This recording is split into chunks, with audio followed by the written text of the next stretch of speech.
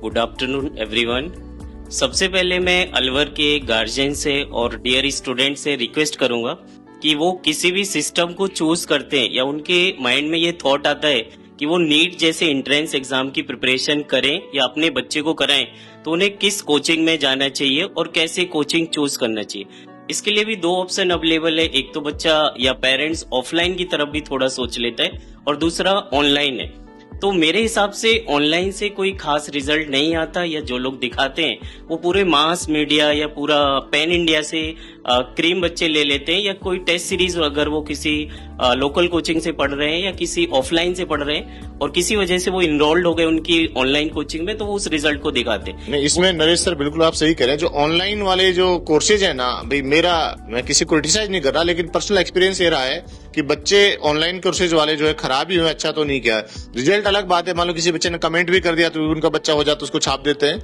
लेकिन हमारा तो पर्सनल पूरी टीम का एक्सपीरियंस है कि जो बच्चे घर वालों से जिद करके ऑनलाइन पढ़े हैं ना, वो 2 साल बाद रिग्रेट करते हुए वापस आते हैं हमारे पास कि सर 2 साल तो बर्बाद हो गए, अब क्या करें। Please continue. इसी बात को सर मैं कंटिन्यू करता हूँ। अभी हमारे पास एक नेशनल ब्रांड से बच्चा आया है। बच्चे तो कई सारे आए, बट एक बच्चे से मेरी पर्सनल बात हुई जेई में। तो वो बच्चा ये बता रहा था कि सर उसने 11th बर्बाद कर दी, उसके कॉन्सेप्ट क्लियर नहीं हुए। वहां पे वो ऑनलाइन में ये समझ रहा था जो उसको आता है उसी से सिलेक्शन हो जाएगा। बट जब उसने हमारे बैचेस को ज्वाइन किया और जब उसने अपना परफॉर्मेंस देखा तो काफी पीछे हो गया, जबकि बच्चा आईक्यू लेवल वाइज काफी अच्छा है। तो इस तरह के काफी बच्चे ऑनलाइन को छोड़ के ऑफलाइन में इनरोल्ड हुए, और मेरा पेरेंट्स से भी और बच्चों से भी यही सजेशन रहेगा, गाइडेंस रहेगी कि आप जरूर किसी भी ऑफलाइन सिस्टम को ही ज्वाइन करें। फिर दूसरा, वो किस सिस्टम को ज्वाइन करें, उन्हें कैसे पता चलेगा। तो सिस्टम को ज्वाइन करने से पहले वो मेरे हिसाब से पेरेंट्स या बच्चे के माइंड में ये क्वेरीज आ सकती है कि वो बड़ी सिटी दिल्ली चले जाएं, कोटा चले जाएं, जयपुर चले जाएं। बट मेरा मानना है कि ये फाइनेंशियली एक्सपेंसिव भी होता है। अराउंड जब वो 11th-12th वहां पे 2 साल पढ़ेगा तो कोचिंग की फीस प्लस हॉस्टल मिला के 2.5 लाख पर ईयर पड़ेगा।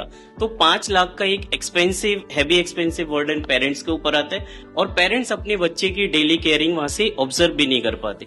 तो मेरा एक दूसरा सजेशन है कि अगर आपके लोकल एरिया में कोई ब्रांड्स है जो वहां पे अवेलेबल हो, तो आप उसे ऑफलाइन सेंटर को ज्वाइन करिए, और डेफिनेटली वो ऑफलाइन सेंटर आपको फार बेटर देगा।